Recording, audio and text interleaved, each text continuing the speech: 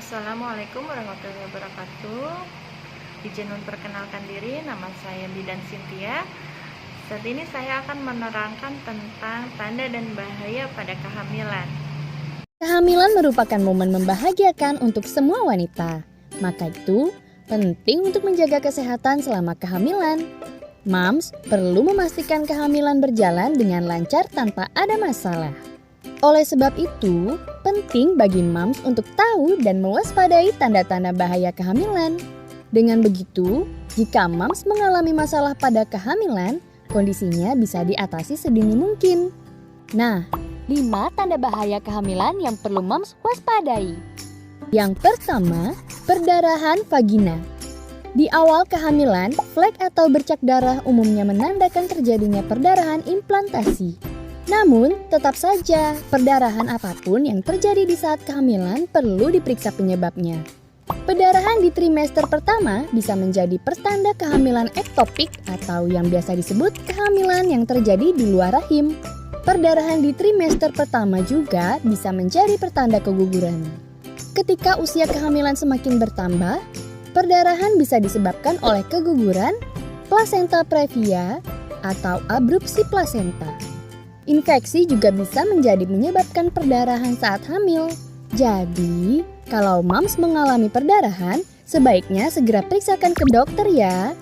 Yang kedua, sakit kepala dan penglihatan kabur. Sakit kepala dan penglihatan kabur bisa menjadi pertanda preeklamsia.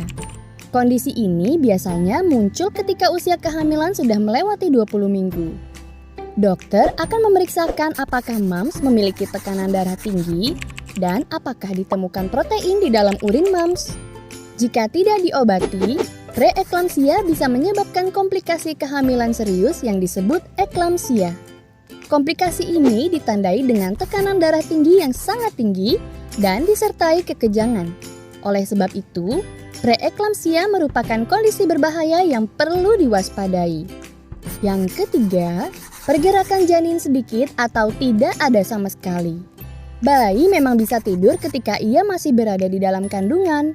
Namun, jika bayi di dalam kandungan tiba-tiba berkurang gerakannya atau bahkan tidak bergerak sama sekali, maka moms perlu mewaspadainya.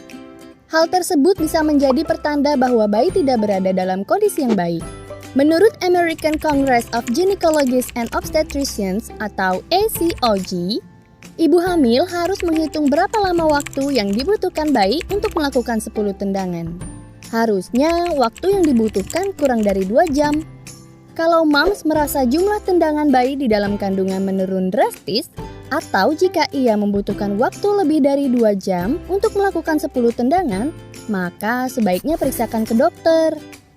Yang keempat, keluar cairan dari vagina secara tiba-tiba. Kondisi pecah ketuban sebelum hari perkiraan lahir disebut sebagai pecah ketuban prematur. Jika ini terjadi, moms perlu langsung diperiksa oleh dokter. Pasalnya, kondisi tersebut bisa menjadi pertanda kelahiran prematur. Selain itu, pecah ketuban prematur juga bisa menyebabkan risiko terkena infeksi. Mendekati akhir kehamilan, banyak ibu hamil yang semakin sulit menahan keluarnya urin. Jadi, banyak pula ibu hamil yang salah sangka dan mengira bahwa urin yang keluar tersebut adalah air ketuban.